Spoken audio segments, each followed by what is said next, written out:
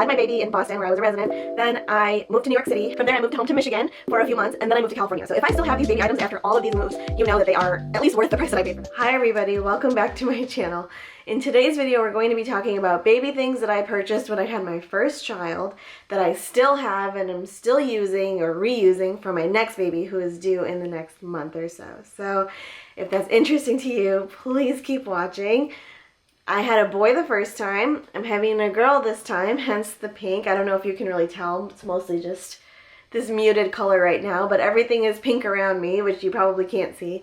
And I'm super excited to welcome a baby girl into this home, into our lives, and just to have a little princess to cuddle with. But yeah, a little bit about me. The reason I'm making this video is because if you have been following my journey, I had my baby in Boston where I was a resident. Then I moved to New York City soon after he was born, like 1 month after he was born, to do my fellowship. From there I moved home to Michigan for a few months, and then I moved to California. So if I still have these baby items after all of these moves, you know that they are at least worth the price that I paid for them, because man, that is a lot of moving, and I have purged so much stuff. I mean, I don't even think I have maybe 1 or 2 newborn like onesies left, just the ones that I thought were really cute and sentimental, but I really purged everything when I moved, especially from New York back to Michigan, back to California. So that's why I wanted to make this video, in case you are on a budget and you're like, what's really worth it, what's not worth it. These are the items that I would say have withstood the test of time. Also, I have a list of items that I didn't reuse or didn't take with me and I'm not repurchasing for this baby. So if you want to see those, especially the fancier, like nicer items that I'm not using, let me know in the comments below, because I can make that video next too. The first thing I'm going to mention is this rocking chair behind me. This is the Salma rocking chair, and I literally got it, I think that they had it at Walmart and also Sam's Club, and this is my 4th one. I bought them 4 times. I bought it once, and not because it has like gone bad or like broken or anything. It's because I literally love it so much.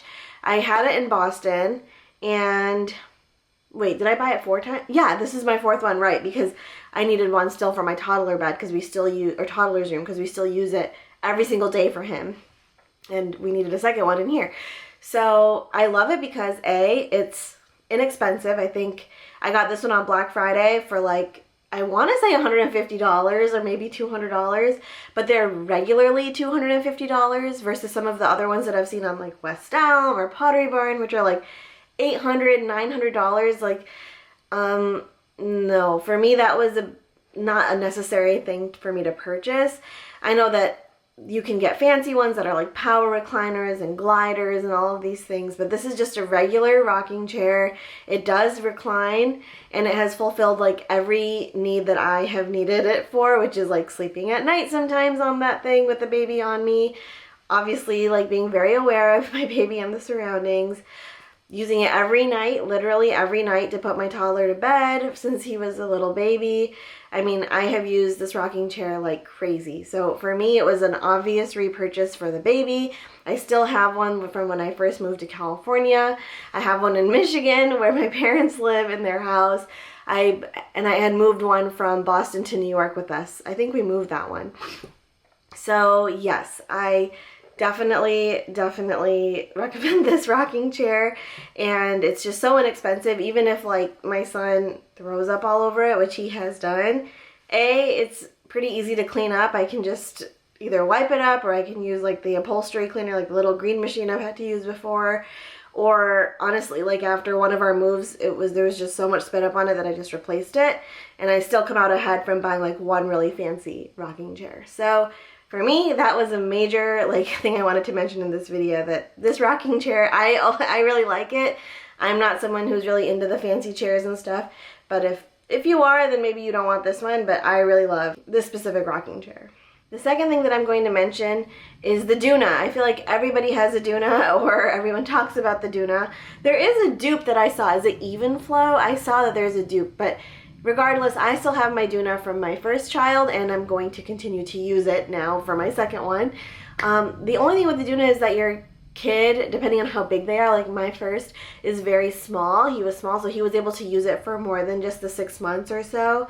Maybe a few months after that, It is, unfortunately, the Doona is just a small stroller. So the Doona is the stroller that is also a car seat, and it's very convenient to put it in your car and take it out of the car. You can strap it in easily with just the seat belt. You can buy a base for it. And it's actually one of the infant car seats that we're going to be using because we have multiple cars now, and I need multiple car seats for the multiple cars. And I still have this one that I got literally from Boston to New York to Michigan to California. So the Doona has definitely proven that it's worth the money, even though it is really, really expensive. I recommend it to everybody because especially in that first year of life, it's very convenient to travel with, very convenient just to have in case you do want to go to a doctor's appointment, and it's just easy in and easy out getting the baby. But I will say as they get bigger, it's not super comfortable for the kids anymore, and they do kind of grow out of it pretty fast depending on how big your kids are. So that's just one thing to consider, but since I have it, I'm definitely going to use it, and it was one thing I definitely wanted to, hold on to for this next baby. Speaking of strollers, I will say that the Doona obviously is a really convenient stroller for traveling when you're getting in and out of your car, wherever you're going, but it's definitely not a great stroller for like long walks or like actual real like stroller travel. It's just good for in and out of the car. But our other stroller, the UPPAbaby, we have an UPPAbaby Vista V2, and I got that with the first baby. That was like one of the first things that we built. I think I still have the image in my mind of my husband like putting it all together. We have had that stroller since he was born, and we still use it all the time. And recently we've been going to Disneyland all the time because we live pretty close to Disneyland now, and we still use the UPPA, and it's amazing. I feel like we've really tested the UPPA now because I lived in Boston where we walked a pretty good amount. New York City, I walked all the time, and my nanny walked everywhere all the time with him. And the UPPA, like, it has big wheels. It's such an easy stroller to use. There's tons of storage. So I love it so much. It has a bassinet, and then it has like, you can attach the car seat onto it, which I also still have the car seat, and I'm going to be using the car seat for the next baby as well. And then you can change it to just like the regular, facing towards you, facing away from you. It just has all the bells and whistles. And yes, it's like a $1,000 stroller, but seeing as I've been using it and I still use it, and I'm now going to get the little kickboard or whatever it's called so that my son can ride on the back while we have the baby in the stroller, like, I feel like it's actually worth the money. So for me, the UPPAbaby has proven that it's a really good stroller, really, like, I don't know, it's worth the money because I've been using it all the time. And now Disneyland, like I said, we go almost every weekend to Disney, and the UPPA just, it's clutch. I love it. I love the UPPA. It's very easy to use, and I definitely recommend that stroller to everyone.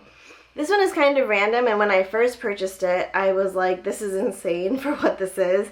And it's the Kikaroo changing pad. I don't know, so someone like recommended it to me, and when I was like putting it on my registry or whatever, I was like, this is insane. It's like over $100 for a Kikaroo, like for a changing pad. Like, that just doesn't make sense to me, but a lot of people were recommending it to me, and I was like, okay, fine, whatever. And I still have it 3 years later, so I'm going to put it in this video. We actually keep one changing pad downstairs and one up here in the kids' bathroom now, but it's not a Kikaroo up here. It's just a regular $20 Target changing pad. But I don't know, the Kikaroo has survived this many moves with me, so I thought it was worth a mention. It's easy to wipe up. It's a nice shape. That being said, do you really have to have it? No, I don't think you really have to have it, but it survived my moves, and I still use it, and I'm going to use it for my next baby, so I thought it was at least worth a mention. And it is really, it's more aesthetically pleasing, I guess, than other changing pads, but yeah, it's cute, so I thought I'd mention it. The next thing that I'm going to mention are like all the muslin everythings. I don't know why, but that crinkly fabric, I love the way that it feels, and I love everything about it, and I still use all of the muslin everything that I bought for my first baby. I still use it for him as a toddler, and now I'm going to reuse it with the next baby. So what I'm talking about are burp cloths. So I got a whole pack of them. Like, you can buy so many for pretty inexpensive on Amazon, and we now keep those. Like, obviously we don't burp our toddler anymore, but we keep them downstairs in our kitchen so that in case his nose is running, which it happens all the time when you have a toddler, or with dinner and he spills all over his face, or he has stuff all over his face, or his hands get dirty, or whatever it is, I keep a giant stack of them in one of the drawers in the kitchen. And I just wash them like every few days. I have a little laundry bin, like a little basket downstairs where I just throw them in there, and every few days we just wash them all and we replace them, and it just works out so nicely instead of keeping them all up here in his room where I can't even get to them. So I feel like that's going to be even more important when we have a baby who's actually spitting up everywhere. It's going to be really nice to have those, and they have pretty much all held up really nicely, especially the thicker ones, which I can link and put a picture of here with the animals on them. We use them all the time. And then the crib sheets, I thought again, like as soon as he comes out of the crib, we're not going to need those anymore. But actually he goes to daycare and they ask us to send crib sheets because they nap on like their little pad and they put a crib sheet on top of that. So those crib sheets are still being used every single week. We send a couple every week and we rotate them out. So they still are being used, which makes me feel good. Obviously now I'm going to need crib sheets for the next baby, so I'm going to reuse the same ones. Why like replace all of that? The bibs, same thing, the muslin bibs that we got for him, those I'm going to reuse for the baby, and I actually got a second set that are pink. I got another pink set because his are all like blues and greens and boy colors, and I'm getting more girlier, more feminine colors. So yeah. I'm very excited about this, and obviously as she gets older, if she doesn't want the pink, I'm not against I'm not against getting rid of the pink, okay? But for right now, I get to dress her the way that I want to, so she's going to have a lot of pink on her, and I did get more of those. So I repurchased, or didn't repurchase, I just purchased them in more colors because with the spitting up and their runny nose and the stuff on the face and everything, we always had a bib on our toddler, or when he was a baby, we always had a bib on him, just because it makes it easy to wipe up whatever, or the drool. The drool is the big thing, right? Looking forward to having those, like you reusing those, and then also getting some new ones. I will say out of all of those things, the thing that I feel like I had the most of were the muslin swaddles, and those are the things that I actually use the least now. So I haven't really bought too many swaddles this time around. I'm gonna mostly just reuse the ones that I had from the first time, but I got a few more, like I said, bibs. I didn't even get more burp claws, I don't think. I did get a couple more girly, more feminine crib sheets just to add to the rotation, since my first takes his to school and doesn't use them at home, and I'm going to need to use it at home. But yeah, swaddles, not really finding too much of a use for them anymore. So that's something to keep in mind, that I'm not going to be buying a lot of swaddles this time around. I'm looking over here because that's like where the stack of everything that I've bought recently is, and yeah, I just haven't, I realized we don't really reach for those. We use burp claws, probably would still use bibs if he was sick and like needed, you know, a washcloth like literally attached to him, and crib sheets we still use, but not swaddles. So if anyone has good uses for swaddles in the toddler age, let me know. But yeah, we don't really use it for him anymore, and so I don't really feel like buying a whole bunch of them, even though they're so cute. The girl stuff is so cute. Why is girl stuff so much cuter than boy stuff? Someone tell me. It's just so much cuter. And then there were a couple of things that we used that I had asked for in like the registry that I somehow still use now, that I didn't think were going to be so, like, I don't know, so useful, but they really are. And that's like the nose Frida is super useful still. Literally the one where you just like stick it in their nose and to get to get the snot out of their nose. I did ask for the nasal aspirator, and I think we got it because some people said that like the motorized one is, I don't know. Someone said that they like the motorized one. So I asked for it on the registry and we have it now. However, we've been using just a regular nose Frida where you just literally suck the snot out of their nose and it works magically. So we'll see if the other one is as good, but this one works so well. And you can do it in 2 seconds, right? You just like put it in their nose and you get all the snot out in like half a second. So that part is really nice. So I still have that. Probably would buy a second one for the next baby though. In fact, I probably should. I don't think I want to share that between the two of them. Obviously a thermometer. I have the Braun thermometer. I love the Braun thermometer. Is it 100% accurate? I mean, it's as accurate as a forehead thermometer is going to get. I'm not somebody who's going to be using, I don't know, any other form of thermometer, like temperature reader, unless my child is like truly, truly, truly sick and like down to the decimal point it matters. I just like to know if there's a fever or no fever, and that's really it. So for me, that one works perfectly, and I like that one, the Braun one specifically. And then the reusable pouches, I still have a lot of the reusable pouches. I still have a lot of like little things like some bottles, and I have a sterilizer and stuff, but those things obviously like I'm going to reuse for the next baby. But the reusable pouches I really want to talk about because I found them to be so useful with our first, and I assume that if our second is anything like our first, which I know everyone says they're going to be nothing alike, so maybe I won't even need them. But when he was sick, and he was sick a lot in his first year of life, that was like the only way that he would eat was through pouches. And so obviously we had like some store-bought ones, but we wanted to also feed him what we wanted to feed him, and not necessarily just like the stuff that you buy at the store. And so we used, I ended up getting those silicone reusable pouches, and we used those a ton when he was sick, and he actually he used them and he liked them. And so I still have those, and so we'll see if I need them this time around, but if we do, I have it. So I'm looking forward to maybe getting those out, not for like a while, at least a few months, but I have them in case I need it. And one thing I wish I still had, but I don't have, is the Baby Brezza formula, instant formula maker. It's literally like an Nespresso for formula. My first time around, I was exclusively pumping because I was a fellow and I was not home most of the time, and it ended up just being like too much. It was too much. So I stopped pumping. I wasn't really breastfeeding. He wouldn't latch. And I used the Brezza, and I had the Brezza until he stopped basically taking formula, so for like a full year. And it was the best thing ever, like truly saved. I mean, not that it's hard to mix formula, but it was so easy. It just made me feel like really good. So every week I would clean it. Every few days we would clean it out, make sure it's ready to go for the week, get the formula in there, make sure that all of the ratios are correct. You know, you have to like set it up before you go. But that was truly like a lifesaver. I also had a nanny, and this kind of gave me the reassurance that the mixture was the right ratio of formula to water. Yeah, I love that thing. And so this time around, if I have any breastfeeding difficulties, I'm definitely going to repurchase the Brezza. I wish I still had it because that thing is not cheap, but I will not hesitate to get it because it really was like, I really liked it. And it also made your formula the right temperature.